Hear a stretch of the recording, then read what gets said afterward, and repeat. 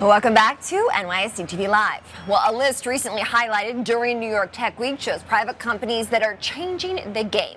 The AI 40 list is sponsored by Madrona Venture Group and Goldman Sachs. Many of the winners were here at the stock exchange yesterday. Last week, I should say, including the founder and CEO of Typeface, which joined us and sat down with content creator JD Durkin to discuss being featured on the list, his 2025 vision, and how AI is handling both creative work and the tech shifts that we're seeing. Let's take a look. Yeah, I mean, as you know, there's a lot going on in the world of AI. But one of the things we focus on is how some of the biggest brands and companies on the planet, how they use the power of these AI systems to change their entire marketing, how they tell their stories, how they engage with their customers in a meaningful way. And so we are the leading AI marketing platform for some of the biggest enterprises on the planet. Do you think that the world of artificial intelligence took the marketing and branding communities by surprise in the last few years at all? I think so. I mean, like you know, pretty much AI has taken everyone by surprise, but especially I would say within marketing and branding, as you know, in storytelling, that world has been a little bit stuck in the past, if you will, because the world of data and analytics and insight has gone through a big transformation over the last decade or so. But on the other side of marketing and brand, it is still a little bit of a very manual, very cumbersome, very much kind of these agency-led workflows. And so I think when these AI systems came along, first there was a little bit of a denial. Like, oh, AI is not going to really be able to do a great job on creative aspects like branding. But as these models are getting more powerful and can reason and actually do some amazing things, I think marketers and especially CMOs are really excited. I mean, they are seeing the power of what these systems can do to elevate their brand to the next level. What are some of those really the most exciting emerging technologies that are being embraced by storytellers, by brands, by marketing officials? And how does Typeface come into that relationship? Yeah, I would say there are two broad vectors of how these AI systems are impacting how CMOs and brands look at their world. First, one of the biggest challenges, as you know, is when there's so much content, is how do you stand out? And so the first wave, I would say, of AI as applied to marketing is deep personalization. Where can I make these AI systems learn uniquely about your brand, how your brand can speak to a customer in your language, in your product speak. And so deep personalization was the first wave, I would say, of AI. And actually Typeface led that wave with our kind of a proprietary personalization engine that allows CMOs to tailor their messaging to each customer, to each product category, to each geography. So that was the first vector of technology.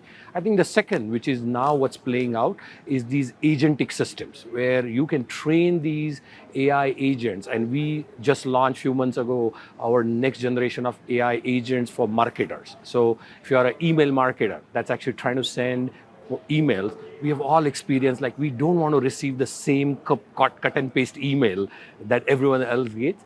So these AI agents can automate the entire workflow now uniquely for your brand, so your customer sees that you are speaking to them individually. And so I would say these agent-based workflows is the next technology vector that's going to play out now. Yeah, I'm glad you mentioned agent-based workflows because it seems so rapidly we went from the first conversation of artificial intelligence to now agentic AI, technology that not just thinks for itself, but now takes it a step further in acting. What do you hope Typeface is able to do more and more leaning into the agentic AI of these conversations? Yeah, I mean, I think, first of all, you have to really start with a base platform. So I don't think you can just jump to agentic AI without having a foundation of data that you're training these models on, your proprietary data, your brand voice. So the first thing we encourage customers we have this thing called Gen AI maturity model, where establish your brand hub, establish your brand voice, train these AI systems to uniquely learn how your brand actually can speak. But once that's done, to your point, these agents can unleash a level of productivity in your marketing. So I'll give you a couple of examples. One of the largest grocery chains in the country actually uses now Typeface to deeply train and personalize millions of emails that they send. But the emails actually have very unique images and text copy that is different by different customers. And so they are actually seeing significant improvement in their email conversion and open rates. And so I think those kind of workflows where you personalize and then you deliver and tailor the content that you deliver is probably the next big frontier with these agents. I'm curious the overall agencies or the industries, I should say, that you've seen embrace Typeface. Are there particular parts of the marketing and storytelling world that you found are maybe faster adopters to the type of technology that you offer than others? Yeah, I think that's a great question. I mean, as you know, anytime there is a step function change and it's going to disrupt the industry, there are some people who get excited and are on kind of the leading edge, and there are some that are kind of grudgingly maybe, or they have a lot to lose.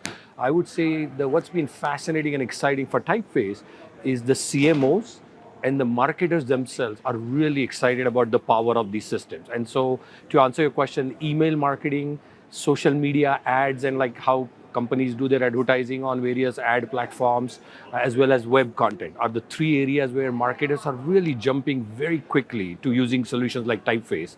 But some of the agencies are a little bit nervous because they have to now reinvent themselves and their business model. But even there are some world-class agencies that are partnering with Typeface and saying, hey, we should actually participate in this transformation that's going to happen.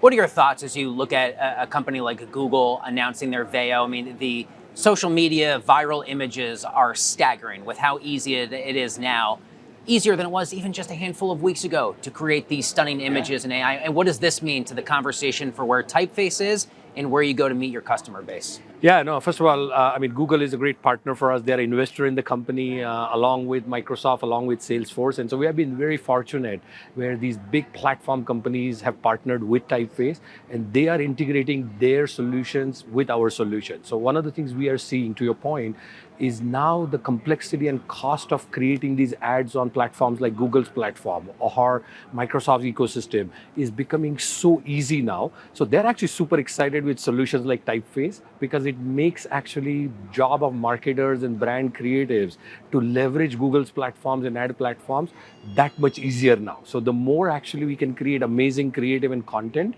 then those ads become more effective. And so I think they are super excited. I do think there is a lot of noise right now, but as we get through the next couple of years, you're going to see a step function change in the quality and the quantity of advertising, the effectiveness, the efficacy, and most importantly, the human storytelling, where you can actually tell stories that are emotionally super connected to each customer. I like you said that that's the most important part of the equation, that we don't lose the uniquely human component of the overall space. You're not just CEO of the company, you're also the founder. What is one lesson you wish you had learned a little bit sooner in your journey as a founder?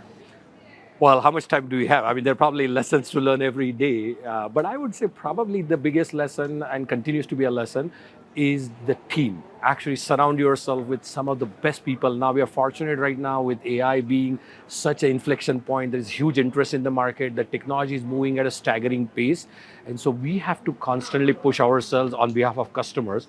But I think if you actually get some of the best who are motivated to participate in the transition. I know it sounds cliche, but for me, I always knew it was about the team.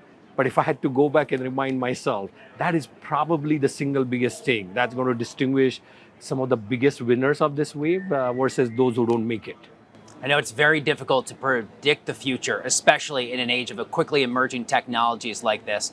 If I had to ask you your best sense on where you think or maybe where you hope the world of marketing goes in the next 3 to 5 years, what does that look like? I think that's a big question. And I think a lot of people are trying to predict for every function, marketing, sales, support. I think for marketing, I would say there are probably two vectors that I'm most excited about that are going to play out. One, the scale at which we can now do amazing, effective marketing for every brand on the planet. You don't have to be a multi-trillion-dollar brand like Apple to really do biggest and best advertising, which they do. But now imagine now that power of establishing your brand like that on a global scale becomes within reach of every brand on the planet, because these AI systems will allow you to do creative campaigns, email marketing, web campaigns at a scale and speed that you never thought possible. So I think one vector is going to be amazing speed and scale. That's kind of one.